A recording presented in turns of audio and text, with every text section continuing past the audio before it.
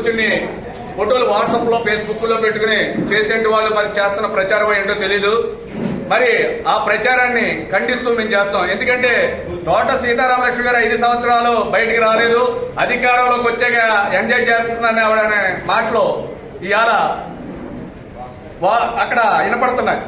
వాస్తవంగా అంటే ఈ రోజున ప్రతి కష్టపడినట్టు వాళ్ళని బ్యాలెన్స్ చేసుకుంటూ పదవులు ఇచ్చారు.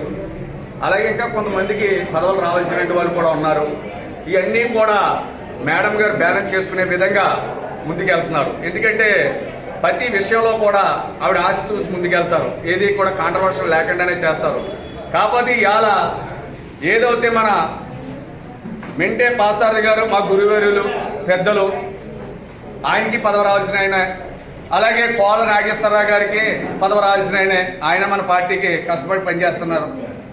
అలాగే యాండ్ర సీనియర్ గారు మరి ఆయన గతంలో ప్రతిపక్షం ఉన్నప్పుడు కన్వీనర్ గా కూడా పనిచేశారు.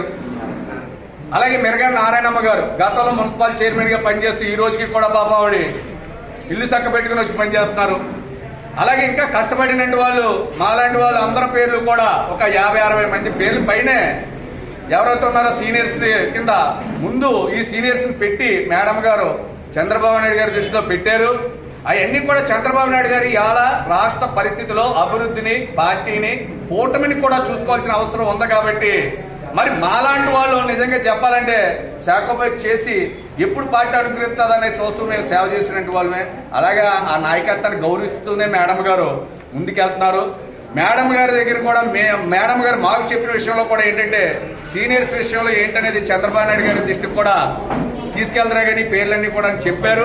ఈ అన్ని పేర్లు కూడా తీసుకుని మేము వెళ్ళి చంద్రబాబు నాయుడు గారి దృష్టిలో కూడా పెడతాం అనేది జరుగుతుందని చెప్పి సందర్భంగా మనవి చేసుకుంటూ, మాకు కుటుంబంలో ఎటువంటి భేదాలు లేవు, పార్టీ అంతా ఒకే మాట మీద ఉంది, ఒకే దాటి మీద ఉంది. కాకపోతే అదే ఈ పత్రికా